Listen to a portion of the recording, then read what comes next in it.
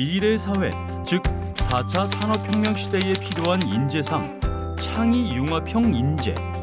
그래서 2015 개정 교육과정에서는 자주적인 사람, 창의적인 사람, 교양 있는 사람, 더불어 사는 사람의 4가지 인간상을 설정했습니다.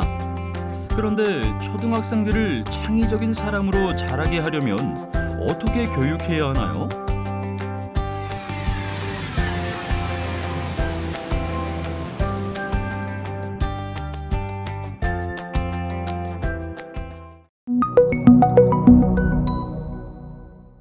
거꾸로 하는 문제중심 학습 수업 모형은 이러한 교육적 흐름에 발맞추어 교원의 창의교육 역량을 강화하고 학습자의 창의성을 신장시키기 위하여 기획되었습니다. 거꾸로 하는 문제중심 학습 모형은 문제중심 학습과 거꾸로 하는 학습의 융합 모형입니다. 자유학기제에서는 과정중심 평가를 비교적 활발하게 진행되지만 학년이 올라갈수록 과정중심 평가를 진행하시는 것에 대한 부담이 많으신데요. 거꾸로 하는 문제중심 학습 단계마다 학습자의 문제 해결 과정을 확인할 수 있는 평가지를 사용하시거나 동료 평가지, 자기 성찰일지를 활용하셔도 됩니다.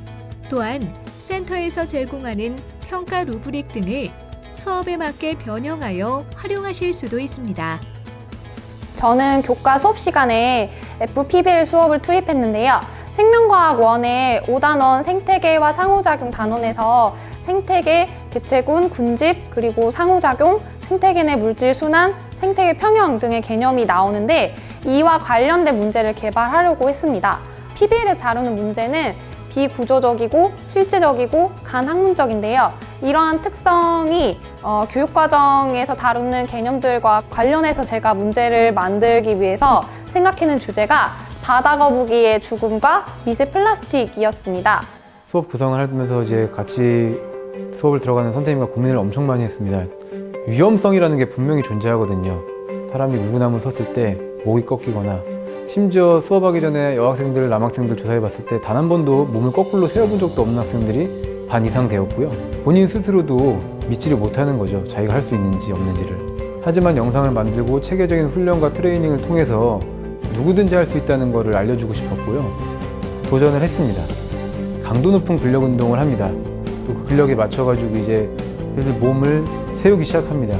그러면서 그때 중요한 것들이 디딤 영상을 많이 활용을 했습니다. 학생들은 그 디딤 영상을 통해서 이론적인 부분을 어느 정도 습득을 하고 옵니다. 하지만 그것보다 더 중요한 거는 체육을 생각한다는 거죠. 하루 그냥 아무 생각 없이 체육 시간에 참여하고 내가 이번 차시에는 반드시 여기까지는 해내야 된다.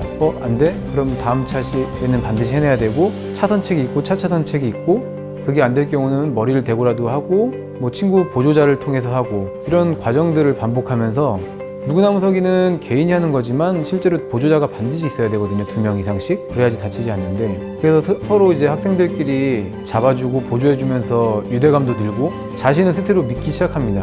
이 FPBL을 통해서 학생들이 정말로 발전했어요. 특히 운동 능력이 좀 많이 없었던 친구들이 많은 향상을 보였습니다. 또 이 50분, 45분 동안 계속 물구나무를 설 수는 없기 때문에 충분한 휴식 시간과 또 자기평가지에 대한 활용, 스스로 평가지를 매 차시마다 작성을 합니다. 자기평가지 활용, 그리고 다시 한번 중간중간 그 디딤 영상을 봅니다. 또 이제 체조라는 종목 자체가 난이도를 스스로 세팅을 할 수가 있어요. 나는 물구나무까지만 서겠다. 나는 발차기까지만 연습하겠다. 스스로 설정을 해서 스스로 발전을 합니다. 이러면서 그 수업에 대한 만족이나 기능 수행에 있어서는 더할 나위 없이 좋았거든요. 하지만 문제가 있죠. 평가 부분입니다. 그 부분에 대해서도 심도 있게 고민을 했습니다. 수치화되고 정량화된 평가만이 평가인가? 이 학생의 노력된 과정을 어떻게 표현할 수 있을 것인가? 스스로 난이도를 선택하고 노력했던 과정이 분명히 있고 그게 교사도 느끼고 자기평가지를 통해서 스스로 학생들도 느끼면서